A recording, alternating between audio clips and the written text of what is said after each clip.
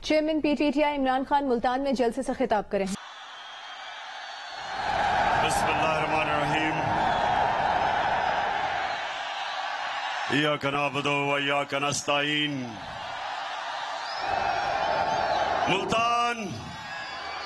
मुल्तान आपका दिल से शुक्रिया अदा करता हूं। बहुत बहुत शुक्रिया शानदार इस्तकबाल।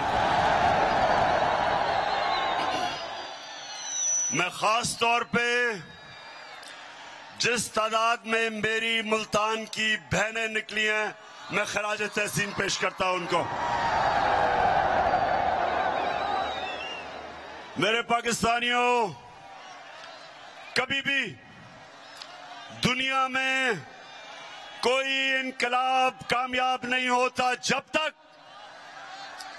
उस कौम के नौजवान और उस कौम की ख्वातीन इनकलाब में शिरकत नहीं करती।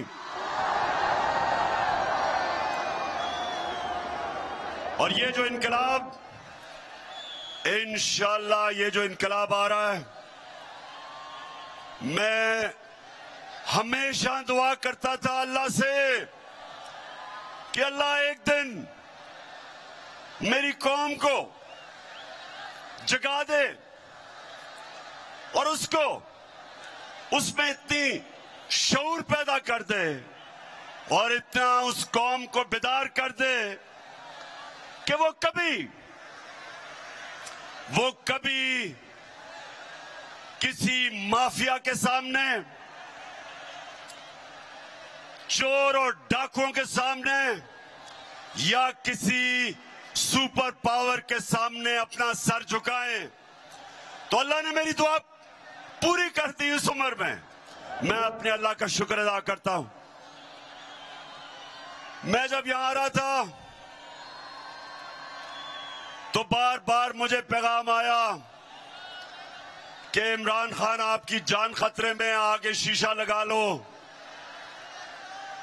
मैं आज अपने पाकिस्तानियों को और खास तौर पे नौजवानों को कहना चाहता हूं, मेरे नौजवानों, बड़ी गौर से आपने मेरी बात सुननी है। देखें,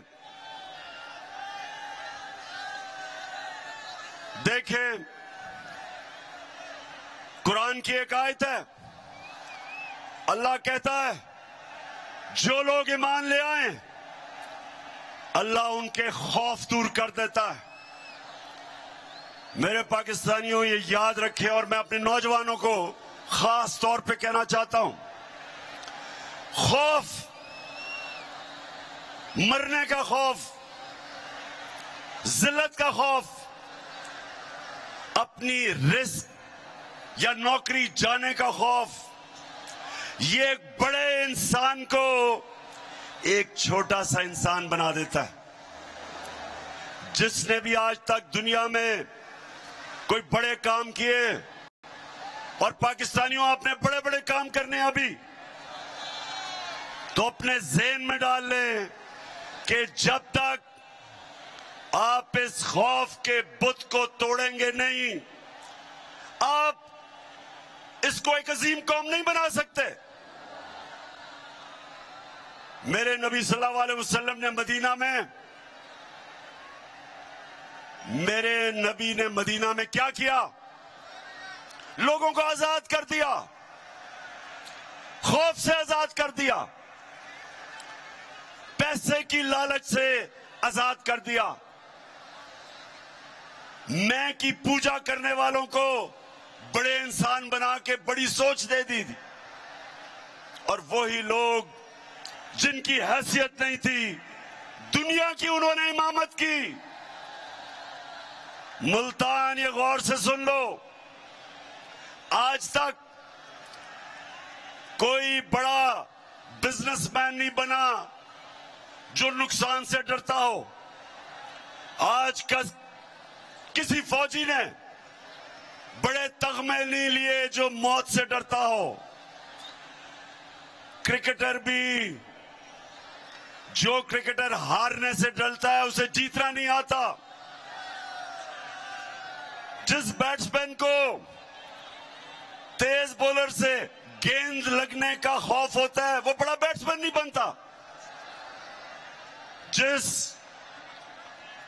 दुनिया के पहले इंसान ने दुनिया के सबसे बड़े पहाड़ के ऊपर चला था, माउंट एवरेस्ट के ऊपर जब एक एडमंड हिलरी चला था, तो उससे पहले जिन्होंने भी कोशिश की थी उस पहाड़ पे चढ़ने की, या वो मर गए थे और या वो फेल हो गए थे। तो जब पहले इंसान ने सबसे ऊंचे पहाड़ पे चढ़ा तो अपने खौफ के ऊपर काबू पाया।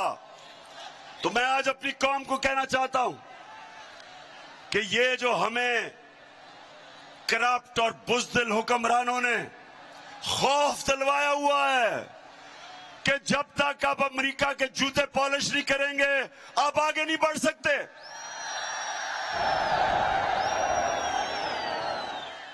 ये वो लोग जो इस मुल्क में ज्यादा, हमारी मुल्क की ज्यादा से जिंदगी में इस तरह के हुक्मरान रहे जिन्होंने सुपर पावर के सामने घुटने टेके, अपनी कौम की आजादी को,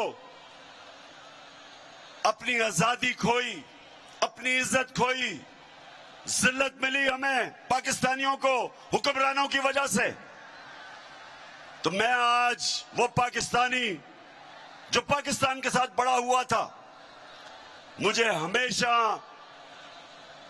इस चीज की तकलीफ होती थी कि हम अजीम लोग हैं लेकिन ऊपर ऐसे हुक्मरान हैं जिन्होंने इस कौम को एक अजीम कौम नहीं बनने दिया। तो मैंने ये अल्लाह से कहा था कि अल्लाह जब भी मुझे मौका मिले, जब भी तू मुझे मौका देगा, सबसे पहले मैं अपनी कौम की अजमत को उठाऊंगा, उसकी इज्जत को ऊपर करूंगा, कभी अपनी कौम को किसी के सामने नहीं झुकने दूंगा।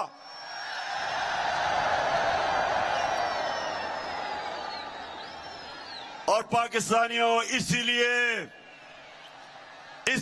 ये साजिश की गई। साजिश की किसने? 30 साल से जो इस मुल्क को लूट रहे थे, जिनके ऊपर करप्शन के केसेस थे, जिन्होंने पूरी कोशिश की मेरे से कि मैं उनको NRO दे दूं, यानी कि जनरल मुशर्रफ की तरह उनके करप्शन केसेस खत्म कर दूं, पूरी कोशिश की। कभी लॉन्ग मार्च, हर किस्म की ब्लैकमेल, असेंबली में बुरा भला, मीडिया के ऊपर बुरा भला, जातियात, घटिया किस्म की जुबान, हर बार कि जी कल गया तो परसों गया। सिर्फ एक मकसद था इनका कि मैं इनके करप्शन के केसेस माफ कर दूं। याद रखें, जब ये दोनों 11 साल इन्होंने बारियां ली थी दोनों पार्टियों ने, तो जनरल मुशर्रफ ने जो इन्होंने करप्शन की थी अपने पहले 11 सालों में, उसने इनके सारे केस माफ कर दिए, NRO दिया। दोनों बाहर भागे हुए थे, वापस आए, और फिर 10 साल दोनों ने इस मुल्क को लूटा। हमारा मुल्क का कर्जा 4 गुना ज्यादा बढ़ा, 6,000 अरब से हमारा टोटल कर्जा 30,000 अरब पे पहुंचा। और फिर जो करप्शन के केसेस इनके दौर में बने थे, इन्होंने मेरे ऊपर पूरी मुझे ब्लैकमेल करने की कोशिश की कि मैं इनके करप्शन केस माफ करूं। तो मुल्तान, मुझे ये बताओ, जरा ये मुझे हाथ खड़ा करके बताओ कि क्या मुझे इनके करप्शन के केस माफ करने चाहिए थे?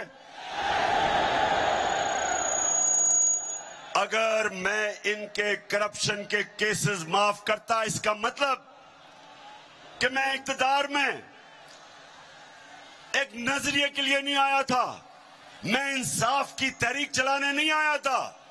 इसका मतलब मैं भी कुर्सी की सियासत करने आया था। जिस तरह जनरल मुशर्रफ ने अपनी कुर्सी बचाने के लिए इनको माफ किया, तो इन्होंने फिर साजिश की। लंदन में जो भगोड़ा बैठा हुआ था,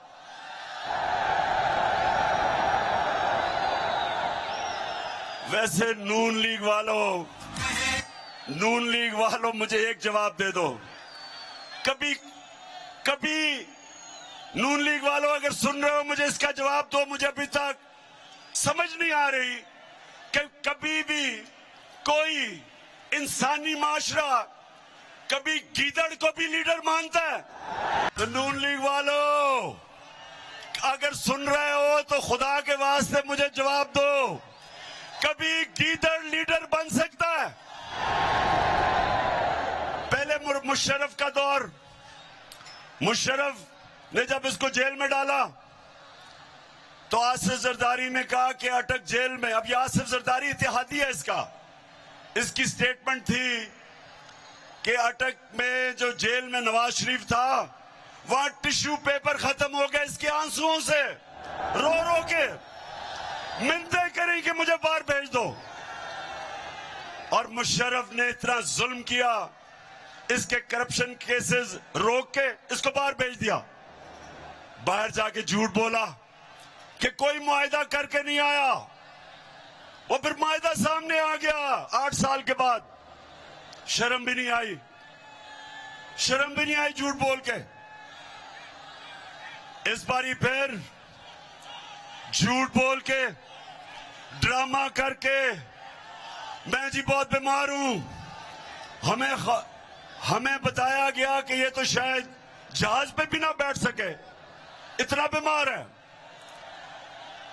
हमारी वजीर शिरीन मजारी, उसने जब बीमारियों का सुना वो रोना शुरू हो गई कैबिनेट में कि जी बेचारे को जाने दें, देखे ना इसका हाल, देखे शक्ल देखे इसकी। कई बेचारी बूढ़ी ख्वातीन ने जब जिस तरह की वो शक्ल बनाता है रोने वाली, उन्होंने भी कहा जी देखें खुदा के वास्ते इसको जाने दे। वो चला गया बाहर। जैसे ही जहाज पे चढ़ा एक नया नवाज शरीफ आ गया, बीमारी खत्म। ऐसे सीढ़ियों पे चढ़ा कि ऐसे लग रहा था कि ओलंपिक्स के लिए ट्रेनिंग करने के लिए है। और जैसे ही लंदन की हवा लगी तो उसके बाद नवाज शरीफ वहां बैठ के एक सियासतदान बन गया। तो मैं नून लीग वालों तुम्हारे से आज पूछता हूं, खुदा के वास्ते मुझे समझा दो कि एक झूठा आदमी अदालत ने जिसको सजा दी हुई हो, जो अरबों रुपए के घरों में रहता हो, जिसके बेटे कहें कि हम अरबों रुपए के घर में रहते हैं लेकिन हम जवाब दे इसलिए नहीं कि हम पाकिस्तान के शहरी नहीं हैं। कैसे नून लीग वालों आप इस आदमी के पीछे चल सकते हो? कैसे चल सकते हो? और फिर यहां बैठा था छोटा भाई चेरी ब्लॉसम, तो छोटा भाई लाहौर हाई कोर्ट में गया और कहता कि मैं गारंटी करता हूं एफिडेविट पे कि ये वापस आ जाएगा। शहबाज शरीफ तुम्हें तो उसी को पर सजा देनी चाहिए। अदालत में आपने झूठा एफिडेविट दिया। फिर ये यहां बैठा, उसने उधर से साजिश की, साथ मिल गया आसिफ जरदारी, ऊपर से जो आप सब जानते हैं कौन मिला इनके साथ, और कौन?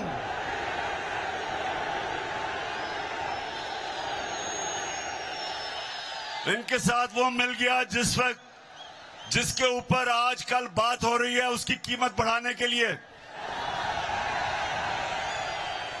ये कभी भी नहीं हुआ, ये जरा सुने, ये कभी भी नहीं हुआ कि ये इतनी डरपोक हुकूमत है, डर रहे हैं कि फजलुर रहमान की कीमत बढ़ाई जाए और पेट्रोल की।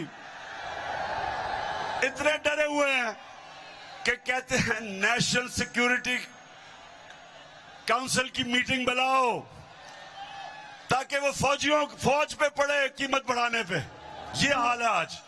तो इन सारों ने मिलकर साजिश की, साथ इनके मिल गए अमेरिका, और अमेरिका के अंदर उनका यहां जो एम्बेसी है वो हमारे लोगों से मिलने शुरू कर दिए जो सबसे पहले लौटे हुए थे, वहां से साजिश शुरू हुई। वैसे मुल्तान, मुझे ये बताओ, आप जरा आज मुझे ये बताओ कि जनूबी पंजाब से इतने ज्यादा लौटे कैसे निकले हैं?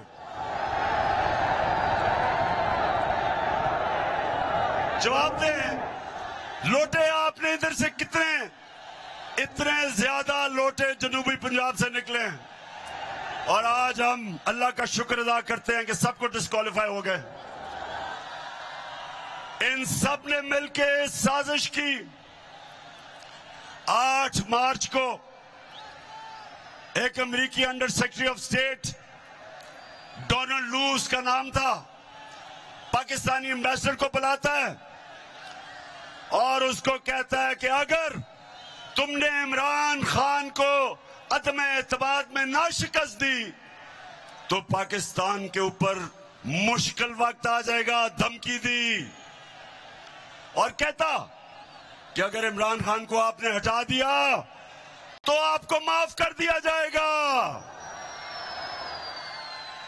मेरे मुल्तान के लोगों, क्या आपको अमेरिकनों से माफी की जरूरत है? इस कौम को इसलिए किसी से माफी की जरूरत नहीं कि खुददार कौम है, लेकिन जो इस मुल्क में हमारी बदकिस्मती से अशरफिया है, वो डर गए और उन्होंने पूरी शिरकत की। इस मुल्क की एलीट ने एक 22 करोड़ के मुंतखब किए हुए प्राइम मिनिस्टर को इन्होंने सबने मिलकर साजिश से हटाया और इन सब ने यह समझा कि अब तहरीक इंसाफ और इमरान खान की कब्र खुद गई है और अब इस पार्टी को अल्लाह हाफिज कह दो। लेकिन कुरान में अल्लाह कहता है कि एक प्लान इंसान बनाता है और दूसरा प्लान अल्लाह बनाता है और कामयाब सिर्फ एक होता है। मेरे अल्लाह का प्लान ही कुछ और था। उसने बजाय तहरीक इंसाफ को इन्होंने जो दफन करने की कोशिश की, उसने सारी मेरी पाकिस्तानी कौम को जगा दिया, कौम को बेदार कर दिया।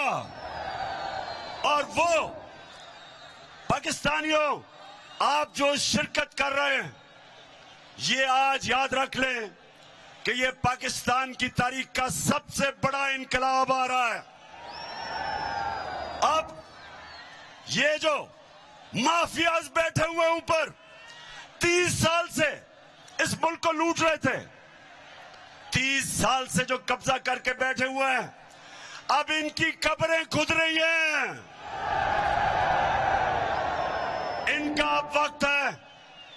इनका वक्त है कि हमेशा के लिए इस मुल्क की सियासत पे जो 2 खानदानों ने, बल्कि और भी डीजल के भी खानदान ने जिन्होंने कब्जा किया हुआ था, इन सब का वक्त खत्म हो गया। ये कौम आज जाग उठी है, कौम जाग गई है और इंशाअल्लाह इस्लामाबाद में ये जो अवाम का समुंदर आने वाला है। मुल्तान, आप तैयार हो इस्लामाबाद के लिए? तो मुल्तान सुने जरा हुआ क्या फिर, क्योंकि आज मेरा आखिरी जलसा है इस्लामाबाद मार्च से पहले, इसलिए मैं जरा थोड़ा आपको समझाऊं ताकि मेरी सारी कौम को समझ आए कि हुआ क्या। प्लान इन्होंने कुछ और बनाया था, अल्लाह ने कुछ और कर दिया। प्लान इन सब का था कि सारे मिलके, जो पहले से शहबाज शरीफ कह रहा था नेशनल गवर्नमेंट बनेगी, इन्होंने प्लान ये बनाया था कि सब मिलके 1.5 साल मिलके हुकूमत करेंगे। इलेक्शन कमीशन को, पहले ही इलेक्शन कमीशन इनके साथ है, उसको बिल्कुल अंपायरों को अपने साथ मिला के सरकारी जितने भी नौकर हैं, पब्लिक ऑफिसर्स, वो अपने रख के और हर किस्म की धांधली करके इनका ख्याल था अगली इलेक्शन ये जीत जाएंगे। लेकिन अब मुल्तान, अब क्या होगा? अब ये हो गया कि सारी कौम को जो इन्होंने बताया था कि जी ये तो बड़े तजर्बाकार हैं, ये हमारी माशियत को उठा देंगे, तो मुल्तान जब से ये आए हैं 6 हफ्ते हो गए हैं, कहते हैं जी शहबाज शरीफ सुबह 7 बजे जाग जाता है। शहबाज शरीफ मेरा जो माली है वो 6 बजे जाग जाता है सुबह। 7 बजे जागने से क्या फर्क पड़ता है? रुपए डॉलर 200 रुपए पे पहुंच गया, स्टॉक मार्केट गिर गई है, हर चीज महंगी। और जब से हमजा शरीफ पहुंचा है तो मुर्गियां भी तो दुगनी कीमत हो गई है मुर्गियों की। सो इन्होंने अब पता चला है कि तजर्बा किस चीज का है। इनका सारा तजर्बा करप्शन का है। ये जब आते हैं अपना पैसा बनना शुरू हो जाता है, मुल्क मकरूज हो जाता है। अब ये जो आप सामने आए हैं, मैं अब इनसे सवाल पूछता हूं कि बड़ा जोर लगाया था और साजिश करके पिछले 1 साल से लगे हुए थे साजिश करनी। अब जब आपको हुकूमत मिली है तो जरा आप मुझे बताएं कि आपसे क्यों नहीं संभल रही, क्यों नहीं मुल्क संभल रहा? कभी वो लंदन भागते हैं, उधर वो बैठा हुआ है एक सजा याफ्ता, वो मुल्क के फैसले कर रहा है। कभी कहते हैं जी नेशनल सिक्योरिटी काउंसिल वो चीजें महंगी करे, कभी IMF के पास जा रहे हैं। तो सारी कौम को पता चल जाना चाहिए कि जो लोग 30 साल से हुकूमत कर रहे थे और जिन्होंने इस मुल्क को मकरूज किया, वो इस मुल्क के मसले नहीं हल कर सकते। जो एक मुल्क का निजाम तबाह करते हैं वो ठीक नहीं कर सकते। और अल्लाह का शुक्र है आज मुल्तान, मैं बड़े फख्र से कहता हूं कि जो हमारे 3.5 साल में हुआ, जिस तरह की माइशत की तरक्की हुई, मैं आज चैलेंज करता हूं सबको कि इनके 30 साल में कोई वक्त बता दें जो उस तरह की तरक्की हुई हो हर शोबे में। आज किसानों के पास जो उनकी फसलों का उनको पैसा मिला है, पाकिस्तान की तारीख में कभी किसानों को इस तरह उनकी पैदावार की कीमत नहीं मिली जो आज मिली है। 60% पाकिस्तान देहात में जिस तरह की खुशहाली देहात में आई, मैं चैलेंज करता हूं, बताएं कभी कि इस तरह की खुशहाली आई हो। दूसरी चीज, इंडस्ट्री। मुल्क तो तब आगे बढ़ता है जब उसकी इंडस्ट्री तरक्की करती है। अयूब खान के दौर के बाद मैं ये भी फख्र से कहता हूं कि हमारा पिछले 2 साल पाकिस्तान की इंडस्ट्री के लिए बेहतरीन साल थे। सबसे ज्यादा ग्रोथ रेट हमारे दौर में हुई। मुशर्रफ के दौर में जब थोड़ा सा हुआ था तो डॉलर आ रहे थे क्योंकि हम उनकी अमेरिकनों की जंग लड़ रहे थे। ये हमने मुश्किल वक्त में कोरोना के दौर में अपनी इंडस्ट्री को उठाया। रिकॉर्ड एक्सपोर्ट्स है पाकिस्तान की, रिकॉर्ड रेमिटेंसेज हैं, यानी कि रिकॉर्ड डॉलर आए हमारे दौर में। हमने सबसे ज्यादा टैक्स इकट्ठा किया। हमारी जो आईटी, इंफॉर्मेशन टेक्नोलॉजी, जो मुल्क का फ्यूचर है, सबसे ज्यादा काम हमारे वक्त हुआ। 75% आईटी की एक्सपोर्ट्स बढ़ी। हम सारे बर्रे सगीर में हमारी पॉलिसीज की वजह से सबसे ज्यादा आज रोजगार पाकिस्तान में है बनस्बत बर्रे सगीर के। तो मैं इनसे पूछता हूं कि आपने इतना जोर लगा के साजिश करके जो गवर्नमेंट गिराई, तो आप बताएं, शुक्र है अल्लाह का कि मुवाजना हो रहा है हमारे दौर और इनके दौर का। और अगर मुझे अपने मुल्क की फिक्र ना हो मुल्तान, अगर मुझे अपने मुल्क की आज फिक्र ना हो तो मैं तो चाहूंगा ये और चले, चंद महीने इनको और चलने दो ताकि सारी कौम के सामने ये इनकी असल शक्ल नजर आए कि सिवाय करप्शन के इन्होंने आज तक किया ही कुछ नहीं है। जितनी देर चलेंगे ये जलील होंगे और जिन्होंने साजिश करके इनको लेके आए वो भी साथ जलील होंगे। इसलिए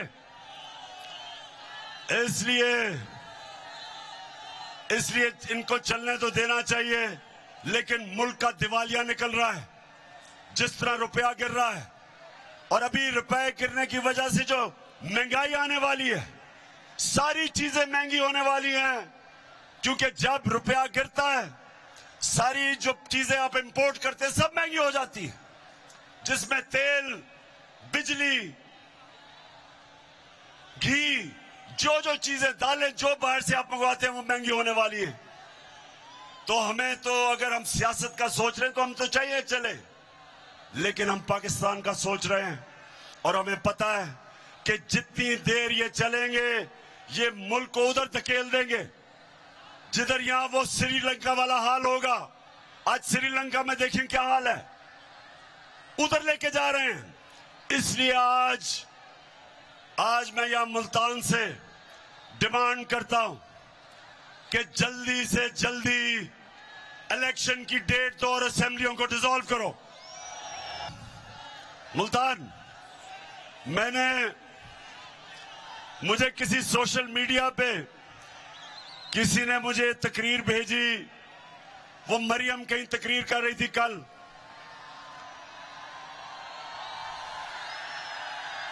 अब उस तकरीर जो मुझे भेजी सोशल मीडिया पे, उसमें उसने इतनी दफा और इस जज्बे से और इस जुनून से मेरा नाम लिया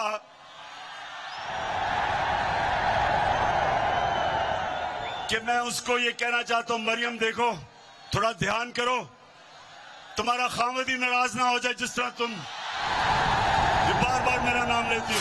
वैसे मैं हमेशा सोचता हूं कि इतना ज्यादा इनको मेरे पर गुस्सा है क्यों। मरियम को, इसके भाइयों को, इसके वालिद को, इसके चाचा को, उनके बेटों को मैंने इनका क्या बिगाड़ा है। केसेस तो इनके सारे पुराने बने हुए हैं, हमारे आने से पहले सारे इनके ऊपर करप्शन के केसेस बने हुए हैं। केसेस तो इनके दौर के बने हुए हैं। नवाज शरीफ के और मरियम के जो दो भाई और उसके बेटे, वो तो इनके दौर में दुम दबा के भागे थे। इसहाक डार जो इनका मुंशी, वो इनके दौर में भागा था, उसके बेटे इनके दौर के बाहर गए थे। शहबाज शरीफ का दामाद, जब करप्शन का केस उस पे हुआ, वो इनके दौर में बाहर भागा था। तो सिवाय शहबाज शरीफ के मकसूद चपड़ासी केस के, बाकी तो सारे पुराने केस हैं। तो मेरे से गिला किस चीज का कि मैं आपके केस नहीं माफ करता? क्या मैं आपको कानून के नीचे लाने की कोशिश कर रहा हूं? क्या मैं आपको यह समझाने की कोशिश कर रहा हूं कि किसी भी महज़ब माशरे में सारों के लिए एक कानून होता है? मुल्तान के लोगों, मैं बार बार एक हदीस सुनाता हूं आपको, ये सब, और नौजवानों ये सब अपने ज़हन में डाल लो कि हमारे नबी सल्लल्लाहु अलैहि वसल्लम ने कहा था कि जो कौम छोटे चोरों को जेलों में डालती है और बड़े डाकुओं को नहीं पकड़ती, वो तबाह हो जाती है। दुनिया में जो कौम गरीब है, जो भी गरीब कौमें हैं दुनिया में, जिधर गुर्बत है, वहां सारों में एक चीज है, सिर्फ वहां छोटे चोर जेलों में जाते हैं। बड़े डाकुओं को उनका इंसाफ का निजाम नहीं पकड़ सकता। आज तक हमारा अलमिया ये है कि हमारे मुल्क में बड़े बड़े डाकू ईवानों में चले जाते हैं और बेचारे छोटे चोर जेल में जाते हैं। जब मैं जनरल मुशर्रफ के दौर में अपनी आजाद अदलिया के लिए जब मैं तहरीक में शामिल हुआ और मुझे जेल में डाला, 8 दिन मैंने जेल में गुजारे।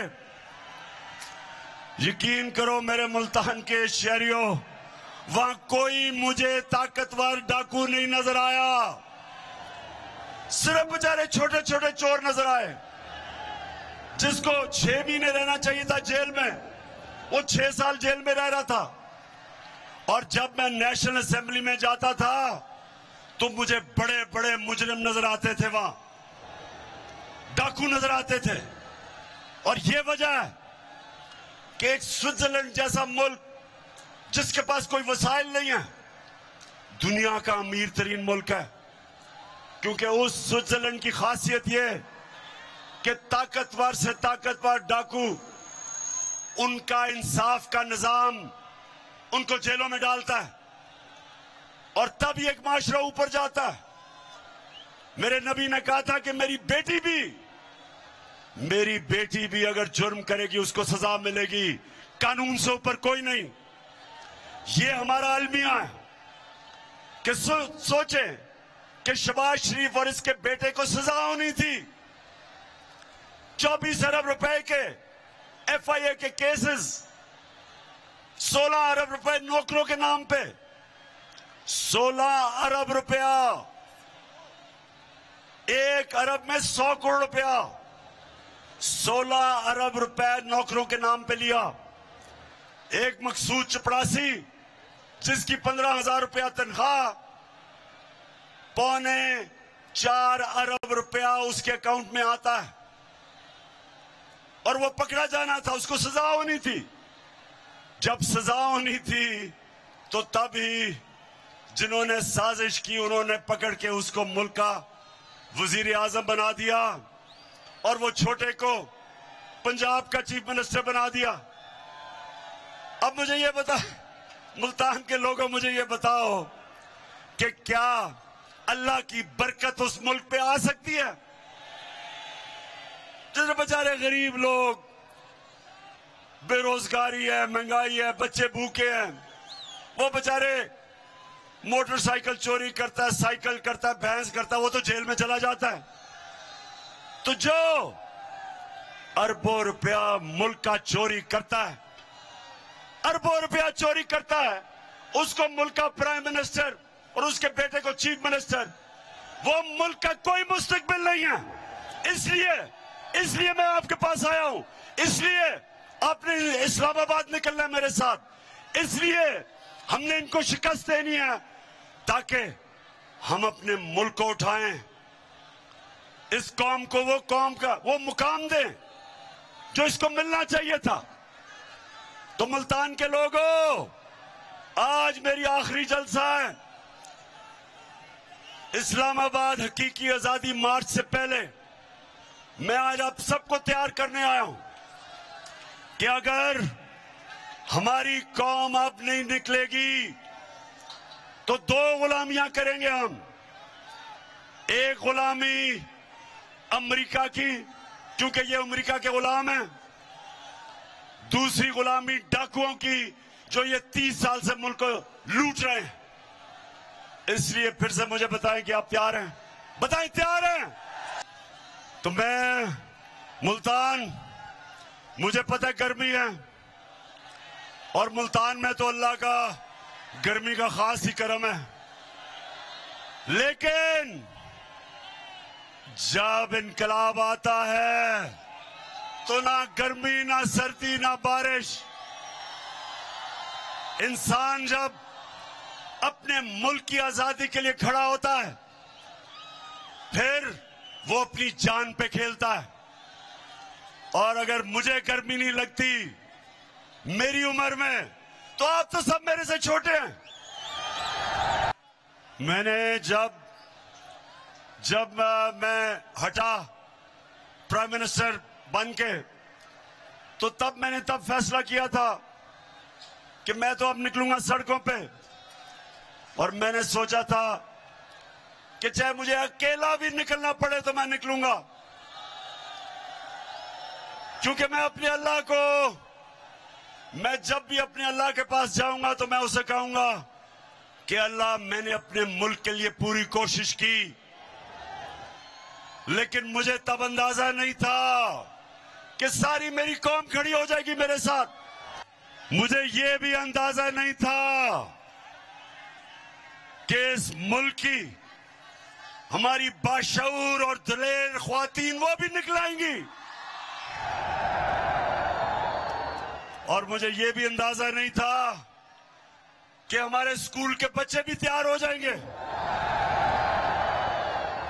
और फिर हर शोबे से, हर जगह से मुझे मेरी कौम के लोगों ने कहा कि हम तुम्हारे साथ निकलेंगे।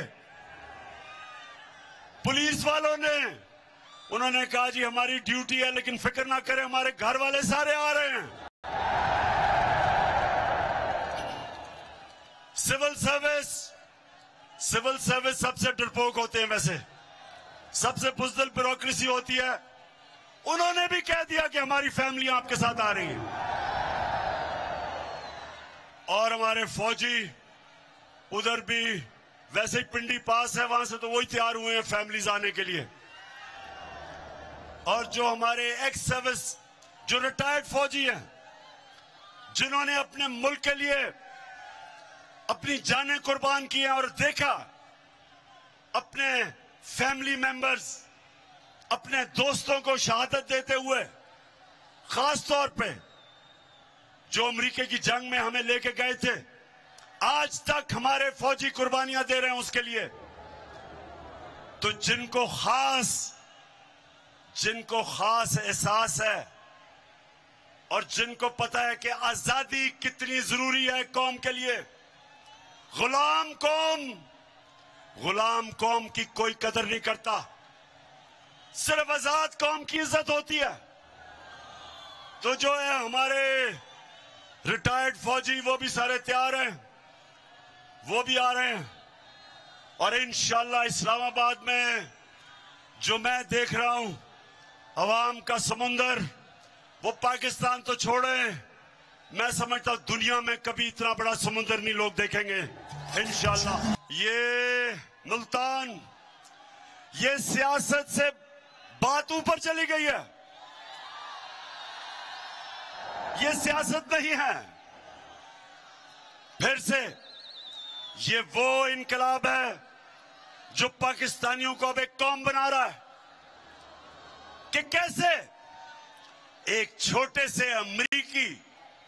एक अमेरिकी अफसर, उसकी क्या जरूरत है कि 22 करोड़ पाकिस्तानियों को धमकी देता है कि अगर तुमने अपने प्राइम मिनिस्टर को ना हटाया तो तुम्हारे से हम बहुत बुरा करेंगे, और अगर हटा दिया तो तुम्हें माफ कर देंगे। बेशरम, तुम्हारी माफी की जरूरत नहीं है। तुम हो कौन? ये, और पाकिस्तानियों याद रखना, आप सब मोहम्मद मुस्तफा नबी सल्लल्लाहु अलैहि वसल्लम के उम्मत हो। दुनिया की तारीख का सबसे अजीम लीडर ना कोई आया था, ना आ सकता है। सबसे अजीम इंसान हम उसकी उम्मत है। हमें हमारा कलमा हमें कहता है कि कोई नहीं है खुदा सिवाय अल्लाह के, किसी के सामने हम नहीं झुकते। तुम हो कौन अमेरिकी कि हमें धमकियां दे रहे हो कि जी रूस से तुम गंदम नहीं ले सकते, तुम रूस से तेल नहीं ले सकते, जबकि वो 30% कम पे हमें दे रहे हैं। सोचें, 30% कम हम आपको पेट्रोल भी और फजल रहमान भी बेचे और गंदम भी बेचे, लेकिन अमेरिका सरकार कह रहा है कि इजाजत नहीं है। लेकिन हिंदुस्तान, ये सुने, हिंदुस्तान अमेरिका का स्ट्रेटेजिक एलाय है। हिंदुस्तान को उन्होंने कहा जी रूस से तेल ना खरीदो। हिंदुस्तान ने क्या जवाब दिया? हिंदुस्तान ने कहा हम एक आजाद मुल्क हैं, हम रूस से तेल लेंगे क्योंकि हमारे मुल्क में गुर्बत है। हम अपनी अवाम के लिए पॉलिसियां बनाते हैं, अमरीकी तुम्हारे लिए नहीं बनाते। हमारे साथ हिंदुस्तान आजाद हुआ था और उनको देखें गैरतमंद फॉरेन पॉलिसी, और हमें देखें कि हमारे पास कौन आया है, चेरी ब्लॉसम बूट पॉलिश। वो तो बूट देखता पॉलिश करता है, वो अमेरिकी देखता है तो उसकी कांपे टांगनी शुरू हो जाती है। ये हमारी किस्मत में बैठे हुए हैं। जुर्रत नहीं है इनकी कि पॉलिसी बनाए अपनी अवाम के लिए। मैंने उनको वाजे कहा, मैंने कहा देखो हम दोस्ती सबसे करेंगे, हम कोई किसी से दुश्मनी नहीं चाहते, हम दोस्ती चाहते हैं, लेकिन हम गुलामी किसी की नहीं करेंगे। आपकी जंग में शिरकत करके, अमेरिका की जंग में शिरकत करके 80,000 पाकिस्तानियों की हमने कुर्बानी दी। आपने हमारा शुक्रिया भी किया, आपने यह भी कहा कि शुक्रिया पाकिस्तान, हमारी जंग में आपने अपने लोगों को कुर्बान किया। एक दफा नहीं कहा शुक्रिया हमारे। और खास तौर पे मैं आज कहना चाहता हूं, क्योंकि मैं कबायली इलाके को सबसे बेहतरीन आपसे जानता हूं। कबायली इलाका हमारा उजड़ गया, 35 लाख लोगों ने नकल मकानी की, उनके कितने लोग शहीद हुए आपको अंदाजा भी नहीं। ड्रोन अटैक्स हो रहे हैं, उधर से बीच में फंसे हुए हैं बेचारे लोग। सारा हमारा कबायली इलाके के लोग, कोई कराची भाग रहा है, कोई नकल मकानी कर रहा है। स्वात में 40 लाख लोग स्वात से निकले। कोई मुझे बताए क्यों? हमने क्या गलती की थी? क्या हमारा क्या कसूर था कि हमारे 80,000 लोग, हमारे 6,500 फौजियों ने कुर्बानियां दी? तो क्या हमारी गलती थी? हमारी किससे लड़ाई थी? सिर्फ हमारी यह गलती थी कि हमारा जो उस वक्त का सरबराह था, जब उसको धमकी मिली तो उसमें इतनी दिलेरी नहीं थी कि अपने लोगों के लिए खड़ा होता। उसने घुटने टेक दिए और पाकिस्तान को नुकसान करवाया। इसलिए जब उन्होंने मेरे से कहा कि जनाब हमें अफगानिस्तान के लिए यहां बेसिस चाहिए, जब इंटरव्यूअर ने मेरे से पूछा तो मैंने इसलिए उसको एब्सोल्युटली नॉट इसलिए कहा, इसलिए इनकार किया। मैंने उनको वाजे कर दिया, मैंने कहा हम आपके साथ अमन में हमेशा शिरकत करेंगे, लेकिन आपकी किसी जंग में, पाकिस्तान किसी की जंग में शिरकत नहीं करेगा। क्योंकि मुझे आप 22 करोड़ पाकिस्तानियों ने मुंतखब किया था। मेरा काम है कि आपकी जान और माल की हिफाजत करूं, आपकी बेहतरी का सोचूं। मुझे क्या कि दूसरे कोई और मुल्क की जंग है, हमें कहते जी रूस और यूक्रेन की जंग है तो आप मजम्मत करें। भाई हमारा उस जंग से क्या ताल्लुक है? हम क्यों आपके बीच में पड़े हैं? कश्मीर में जो बेचारे कश्मीरियों से जुल्म हो रहा है, आपने कभी मजम्मत किया हिंदुस्तान से? आपने कभी कहा हिंदुस्तान से कि आप कश्मीरियों पे जुल्म कर रहे हैं? क्यों नहीं आप बोलते? क्योंकि हिंदुस्तान से आपकी दोस्ती है। जो फलस्तीन में जो इस्राइल कर रहा है, जो उन बेचारे लोगों की जमीनें ले रहा है, जो बेचारी अभी एक उनकी सहाफी को दिन दिहाड़े उसे कत्ल किया, क्या कभी अमेरिका में जरूरत है उसको इस्राइल को मजम्मत करने की? क्या यूरोप को में जरूरत है? तो हमें क्यों कहते हो कि हम आपकी जंग में शिरकत करें? हम आपके गुलाम हैं, हम क्या हैं? हम आपके कमी हैं। इनको बुरी आदतें पड़ी हुई हैं, पाकिस्तानियों इनको बुरी आदतें कैसे पड़ी कि इनके पास, इनको किससे, एक तरफ था जरदारी और दूसरी तरफ नवाज शरीफ, उन दोनों के पैसे बाहर पड़े हैं, उनके अरबों अरबों डॉलर्स इस मुल्क से बाहर पड़े हैं, उनकी जायदादें बाहर पड़ी हैं। उनको पता है कि जिस वक्त उन्होंने इनको नाराज किया तो इनकी जायदादें वो जब्त कर देंगे। जिस तरह आज वो रूसियों की जायदादें और पैसा जब्त कर रहे हैं, डरे हुए हैं ये पैसे की पूजा करने वाले, ये पैसे के गुलाम, उसकी वजह से ये उनके गुलाम हैं। 400 ड्रोन अटैक हुए पाकिस्तान में। पाकिस्तानियों ये याद रखो, ये दुनिया की तारीख में इसकी कोई और मिसाल नहीं मिलती कि जंग अमेरिकियों के लिए लड़ रहे हैं और वो पाकिस्तान के ऊपर ड्रोन अटैक कर रहे हैं। 400 ड्रोन अटैक नवाज शरीफ और जरदारी के दौर में। एक दफा इन दोनों बेशर्मों ने एक दफा मजम्मत नहीं की, एक दफा इनमें जुर्रत नहीं थी उनको कहने के लिए कि क्या आप अपने मुल्क में दहशतगर्दों के ऊपर ड्रोन अटैक करेंगे? क्या आप किसी और यूरोपियन मुल्क में ड्रोन अटैक करेंगे? क्या इनमें यह जुर्रत थी बरतानिया से पूछने के लिए कि इस मुल्क का सबसे बड़ा दहशतगर्द अल्ताफ हुसैन लंदन में रहता है, अगर हम उसके ऊपर ड्रोन अटैक करें इजाजत देंगे? नहीं देंगे। वो कहेंगे हमारी अदालतों में आओ, साबित करो कि ये वाकई दहशतगर्द है।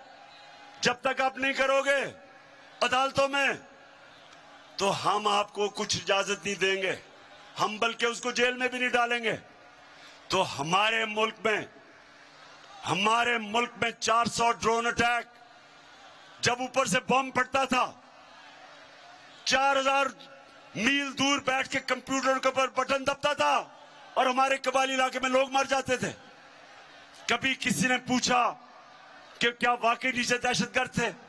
अपने मुल्क में तो कहते हो अदालतों में जाओ, हमारे मुल्क में खुद ही फैसला करते हो कौन दहशतगर्द है, खुद ही कत्ल कर देते हो। सारे इंसानी हकूक के खिलाफ, इंटरनेशनल लॉ के खिलाफ, हर किस्म कानून के खिलाफ आप हमारे लोगों को कत्ल कर रहे थे।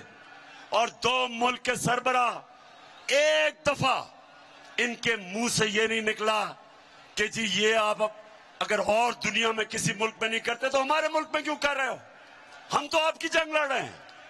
और जो लोग मरते थे ड्रोन अटैक्स पे, वो पाकिस्तानी फौज पे बदला लेते थे, हमारे पे लेते थे। इसलिए मेरे पाकिस्तानियों, हमने इन चोरों को और अमेरिकन के गुलामों को इस मुल्क की किसी सूरत इस मुल्क के सरबराह नहीं रहने देना। अच्छा जी, अब मैंने फैसला करना है कि किस दिन आपको मैंने इस्लामाबाद बुलाना है।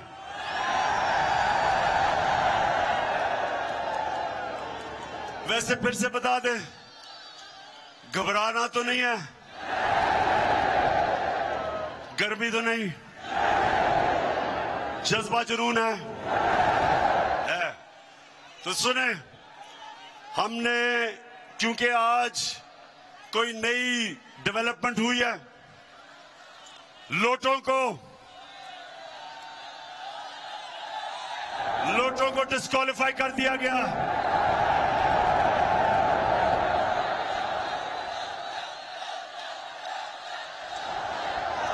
लिहाजा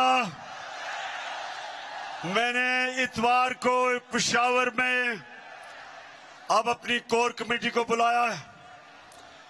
और आपको भी बता दूं, फैसला अब हमने करना है 25 और 29 मई के बीच में। इंशाअल्लाह परसों मैं आपको वाजे कर दूंगा ताकि आपको पूरा टाइम मिल जाए, तैयारी का टाइम मिल जाए। तो 25 से लेके 29 तक आपको डेट परसों मिल जाएगी। मैं चाहता हूं आप सब तैयारी करें। ख्वातीन आपने अलहदा तैयारी करनी है, नौजवानों अलहदा करनी है, मुल्तान के लोगों अलहदा करनी है। और इंशाल्लाह अवाम का समुंदर जब आएगा तो हमने सिर्फ एक चीज उनसे मांगनी है, एक चीज मांगनी है, असेंबली जिस दिन कब डिसॉल्व होगी और इलेक्शन कब अनाउंस करेंगे। मुल्तान की मैं सारी अपने member of parliament, MPs, MNAs, सारे जितने मेरे ऑर्गेनाइजर्स, मैं आज सबको, आपको भी, मैंने आप सबको आज खराज तहसीन पेश करता हूं कि मैंने इतना बड़ा जलसा मैंने कभी मुल्तान की तारीख में नहीं देखा। मुबारक हो आपको। पाकिस्तान जिंदाबाद।